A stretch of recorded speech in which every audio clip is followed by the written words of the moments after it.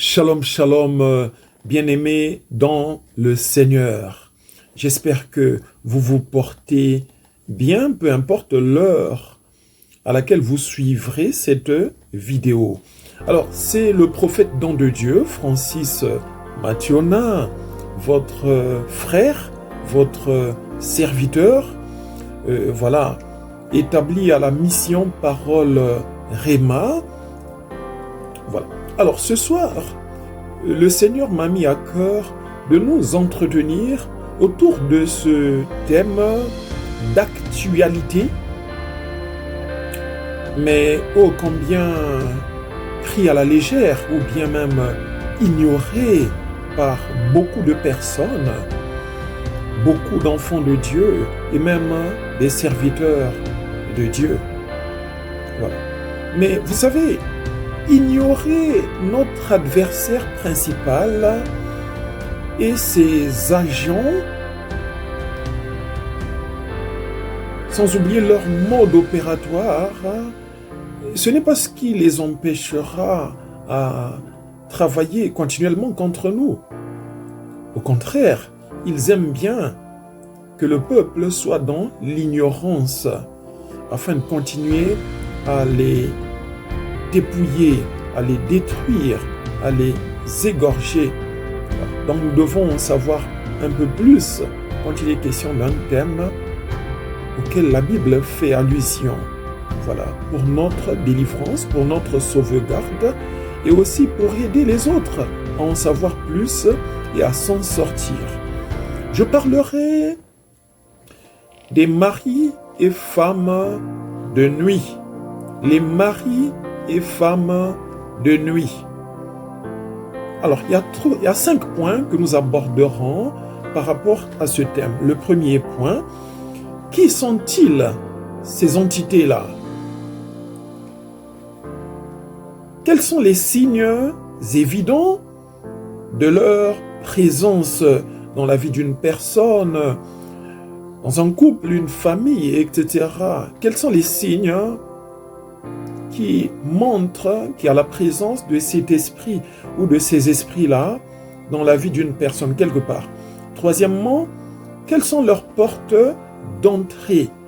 Voilà. Comment est-ce qu'ils accèdent dans la vie d'une personne ou d'un couple, etc. Quatrièmement, quel est leur impact? C'est-à-dire, quels sont leurs dégâts? De quoi est-ce qu'ils sont capables, ces esprits-là? Parce que je vous assure que ce sont des esprits qui ont fait des ravages, qui ont causé du tort dans la vie des gens, au sein des couples, des familles, etc. et même des communautés, quoi.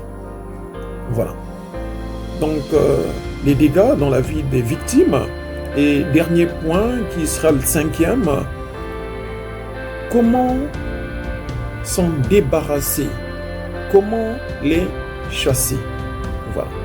Et le Seigneur nous fera du bien. Alors, j'ai lu la Bible un certain nombre de fois. Là-dedans, il n'y a pas un passage spécifique qui parle directement des maris et des femmes de nuit. Mais il y a des passages qui illustrent leur existence et qui nous aident à aborder le thème, savoir comment ils opèrent, etc., etc. Nous allons ouvrir nos Bibles dans le livre de Genèse, chapitre 6, versets 1 à 4. Genèse 6, versets 1 à 4. Je lis pour vous au nom du Seigneur. Donc Genèse chapitre 6, versets 1 à 4, il est dit: lorsque les hommes eurent commencé à se multiplier sur la face de la terre, et que des filles leur furent nées, les fils de Dieu virent que les filles des hommes étaient belles, et ils en prirent pour femmes parmi toutes celles qu'ils choisirent. Alors l'Éternel dit: mon esprit ne restera pas à toujours dans l'homme, car l'homme n'est que chair, et ses jours seront de 120 ans. Les géants étaient sur la terre en ces temps-là, après que les fils de Dieu furent venus vers les filles des hommes, et qu'elles leur eurent donné des enfants. Ce sont ces héros qui furent fameux dans l'Antiquité. Ensuite, dans Matthieu chapitre 13, verset 25 et les versets 38 à 39, je lis, verset 25. Mais pendant que les gens dormaient, son ennemi vint, se livrait parmi le blé et s'en alla. Les versets 38 et 39. Le champ, c'est le monde. La bonne semence, ce sont les fils du royaume. L'ivraie, ce sont les fils du malin. L'ennemi qu'il a semé, c'est le diable. La moisson, c'est la fin du monde. Les moissonneurs sont les anges. C'est un passage un peu détaché, mais je vais expliquer pourquoi j'ai pris ces passages-là qui nous aideront à comprendre le contexte. Dans le premier passage de Genèse 6, versets 1 à 4, nous avons vu un exemple des anges. Les anges qui sont descendus sur terre et qui ont pris une forme humaine en passant. Un ange peut prendre plusieurs formes. Ce n'est pas un cours d'angéologie, mais un ange peut prendre une forme animale. Oui, une forme humaine, une forme naturelle. Un ange peut prendre telle ou telle autre forme. Ils ont cette capacité-là. Bien des fois, j'en ai rencontré, j'ai causé avec quelqu'un, bien sapé, bien habillé, on a sympathisé. Et après, je me suis dit, tiens, mais le gars est très intelligent, ce qu'il a dit là. Je regarde derrière, il n'y a personne. Je regarde, mais par où il est passé? Mais par où il est passé? Il n'y a pas de voix là. Je cours, je regarde, il n'y a personne. Jusqu'à ce que le Seigneur me dise, non, mais c'était un ange, tu as causé avec un ange, toi. Oh là là. Voilà. Alors, ce n'est qu'une illustration des entités dont il est question dans le terme abordé dans cette vidéo. Un démon également peut prendre une forme humaine. Une forme humaine pour se manifester. Donc quand on parle des maris de nuit ou des femmes de nuit, il s'agit bien des démons qui peuvent prendre une forme masculine. Et quand ils prennent une forme masculine, on les appelle les incubes. Oui. Et quand ils prennent une forme féminine, parce que les hommes aussi en sont victimes, hein, les femmes de nuit, alors on les appelle les succubes. Voilà. Donc, notez bien cela. Incube, c'est tiré de incuba, c'est l'esprit masculin. Enfin, les esprits n'ont pas de sexe, mais c'est une illustration. C'est la forme qu'ils prennent. Et nous dépouillons cela. Donc, l'incube, c'est le mari de nuit, quoi. Voilà. C'est un esprit qui prend une forme masculine, censé s'unir ou bien abuser d'une femme pendant son sommeil. Donc, le succube, tiré de succuba ou succuba, alors c'est un esprit qui prend la forme féminine et est censé abuser d'un homme ou bien coucher avec un homme pendant son sommeil. Alors, ce sont des esprits démoniaques. Maintenant, leur responsable de département, si on peut le dire, c'est qui? C'est Ashmodé. Ashmodé, donc leur chef. Voilà. Et lui, il est soumis à d'autres autorités qui sont soumises à Satan, Lucifer. Ce sont des choses que nous devons comprendre. Voilà. Donc, l'autorité suprême du camp de l'ennemi, c'est Satan lui-même, Lucifer. Mais il est si organisé que sous lui, il y a beaucoup d'autres chefs de département. Et l'un de ces chefs-là s'appelle Ashmodé. Et c'est le responsable du département ou du ministère des maris et femmes de nuit. Voilà. Alors, nous venons donc de voir qui sont ces démons-là, ces entités-là, d'où ils viennent. Voilà. Secondo, nous allons voir maintenant leurs signes, les signes de leur présence dans la vie d'une personne. Ok. Alors, comment savoir que j'ai un problème de femme de nuit ou de mari de nuit? Pas moi, mais c'est une façon de parler. Alors, les signes sont très simples. C'est une personne, vous en avez certainement entendu parler, voilà, qui a de l'intimité pendant le sommeil, très souvent la nuit, mais la journée aussi. J'ai reçu beaucoup de personnes qui avaient des menaces, qui étaient victimes des actions de mari et de femme de nuit, mais quelquefois ça se passait la journée. Dès que la personne dort, mais le gars il vient, et quoi? Dès qu'elle dort, le gars il vient, dès qu'il dort, mais la dame s'invite, et puis c'est parti, il se réveille, il est mouillé et tout ça, et voilà quoi. Donc ils agissent souvent la nuit, pendant que les gens dorment la nuit. Et quelqu'un peut dormir la journée, il y en a qui en ont été victimes. Donc l'intimité régulière, voilà, dans le rêve, vous dormez, mais vous vous retrouvez en intimité, vous comprenez ce que je veux dire? Avec un monsieur, avec une femme, avec une personne, quelquefois masquée ou bien qui peut prendre la forme de votre père, votre époux ou votre épouse pour les hommes, ou bien d'une sœur quelconque.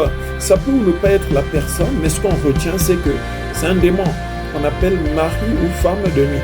Donc quand vous avez des rapports intimes dans le rêve, plus d'une fois, plus de 2 fois, alors il y a une présence de cet esprit-là dans votre vie. Ne vous en faites pas, il y a les moyens d'en sortir. Voilà. Autre signe, il y en a beaucoup, j'ai même écrit un livre là-dessus, qui sera bientôt édité. Enfin, voilà. L'autre signe majeur, ce sont les urines régulières au lit. Voilà. Quand on est encore enfant, naturellement, l'enfant fait pipi au lit. Mais quand il est question d'un adulte ou d'une personne adulte, ce n'est plus intéressant. Oh, j'épargne les cas où il y a un souci de santé, une femme qui a fait une césarienne, par exemple. Par exemple, peut-être que la vessie avait été touchée et ça ne s'était pas bien passé lors de la césarienne ou bien une opération. Suite à cela, il y a les urines qui coulent. Là, c'est différent. Ou bien quelqu'un qui a un souci de santé, qui souffre de diabète ou d'autres soucis, l'urine coule inconsciemment, comme ça, de temps en temps. Voilà. Et ce n'est pas le cas. Je parle d'une personne adulte, voilà, et qui est en bonne santé. Et pendant que la personne dort, eh bien, au réveil, la personne se surprend mouillée, quoi. Voilà. Donc, et c'est de façon régulière. Alors, c'est un esprit de mari ou de femme de nuit qui est là et qui attaque l'individu. Poursuivons.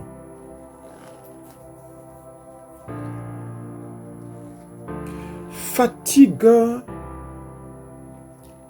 régulière et intense au réveil.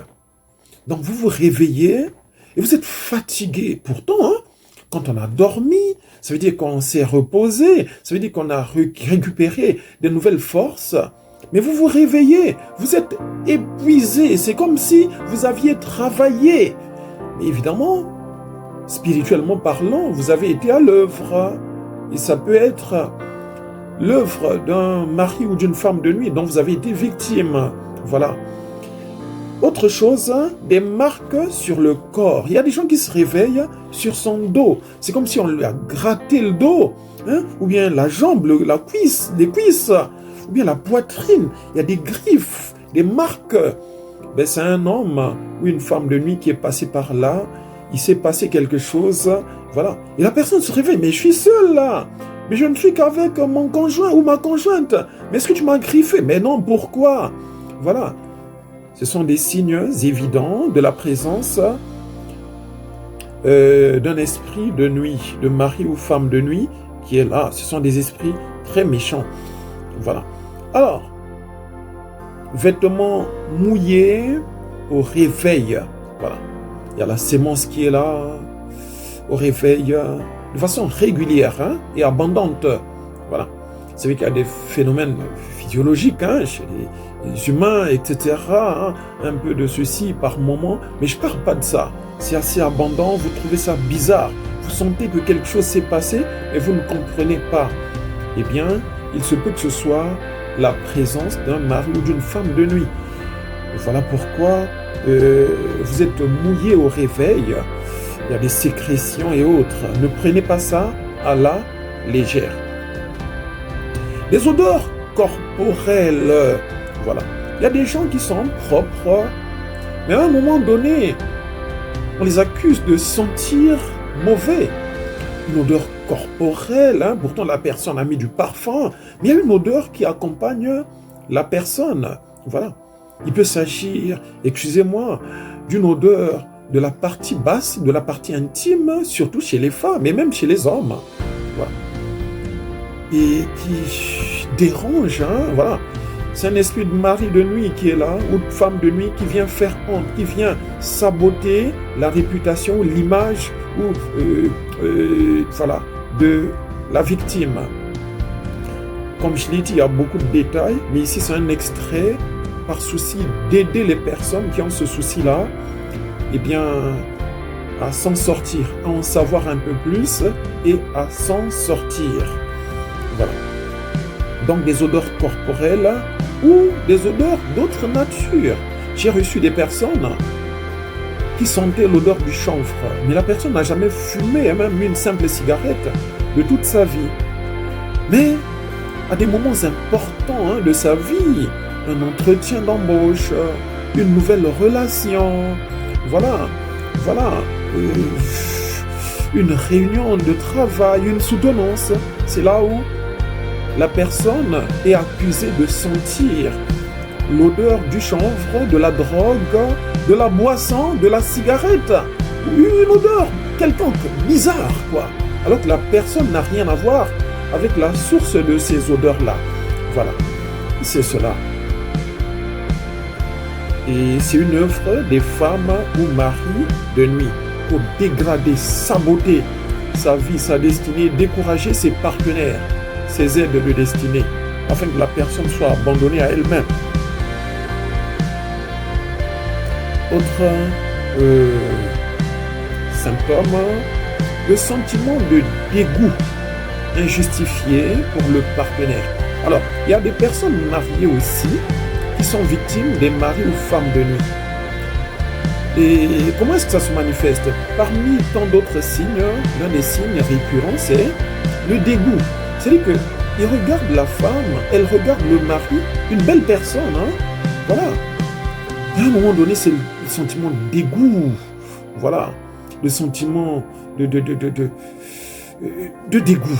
c'est le bon mot, quoi, voilà, de dédain, d'insatisfaction, etc. C'est un signe comme ça, et c'est injustifié, voilà. C'est-à-dire que ça n'a pas sa raison d'être, mais c'est là, voilà. Il y a beaucoup de signes, voilà, évidents de la présence de ces esprits-là dans la vie d'une personne. Dans le couple, il y a des couples aussi qui sont victimes de cela. Alors, nous allons voir maintenant, il y a beaucoup de signes. Et c'est une vidéo d'édification, comme je l'ai dit au début. Et dans une vidéo, on ne dit pas tout, on dit l'essentiel, parce qu'il y a d'autres points que nous allons voir ensemble. Il y a d'autres signes, des règles douloureuses. Est-ce que toutes les personnes qui souffrent de règles douloureuses sont victimes des femmes de nuit? Pas forcément toutes les personnes. Il y a des phénomènes physiologiques, il y a des malformations, il y a des causes naturelles. Mais très souvent, les règles douloureuses, alors, sont l'œuvre des maris de nuit. Oui, C'est cela, très souvent. Je parle par expérience, nous avons aidé beaucoup de gens dans la prière et après, ça a cessé. Voilà. Alors, nous allons voir maintenant quelles sont les portes d'entrée de ces esprits-là. Les portes d'entrée de ces esprits-là. Donc, qu'est-ce qui leur donne accès à des vies? Bien, la première des choses, parmi tant d'autres, alors, c'est la